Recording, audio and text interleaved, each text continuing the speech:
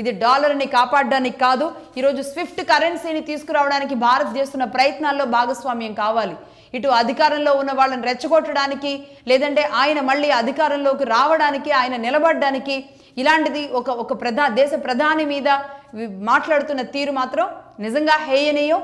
దానికి భారత మాతను అమ్మేశారు అని భారత మాత గురించి, హిందుత్వం గురించి, సనాతనం గురించి రాహుల్ గాంధీ గారు మాట్లాడితే నిజంగా అది చూడడానికి, వినడానికి కూడా బాలేదు.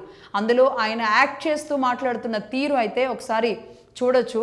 ఆ యాక్ట్ చేస్తూ ఆయన చేతులు, ఆయన హావభావాలు, ఆ యాటిట్యూడు వెనుకున్న కాంగ్రెస్ సీనియర్ నాయకులు కూడా ఒక రకంగా ఇబ్బంది పడిన పరిస్థితి.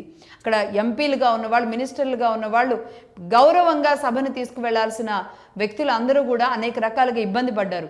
ఏకంగా నిన్న ఎలాంటి రెచ్చగొట్టే ధోరణిలో రాహుల్ గాంధీ మాట్లాడారు అంటే ఇంకో విషయం చెప్పాలి. ఇక్కడ ఇలా కాంగ్రెస్ ఎంపీలందరినీ, మహిళా ఎంపీలందరినీ కూడా మోడీ మీదకి దాడికి పంపించడానికి ప్రయత్నం చేశారు. స్పీకర్ ఒక రకమైన డైలమోలో పడిపోయిన పరిస్థితి ఉంది. నిజంగా గతంలో ఎప్పుడూ చూడని విధంగా పేపర్లు విసురుకునే వరకు మాత్రమే చూశారు. కానీ భారతదేశంలో ఎంపీలు కొట్టుకున్నది, జుట్లు పట్టుకొని కొట్టుకున్న లాంటి పరిస్థితులు ఎప్పుడు చూడలేదు. కానీ అలాంటి పరిస్థితికి కూడా నిన్న ఉసుగొలిపేలాగా ఒక కాన్స్పిరసీతో కావాలనే కవ్వింపులుగా ఈ పార్లమెంట్ సెషన్స్ని రాహుల్ గాంధీ వ్యవహరిస్తున్న విధానం ఏదైతే ఉందో నిజంగా ఇది భారతదేశానికి శ్రేయస్కరం కాదు.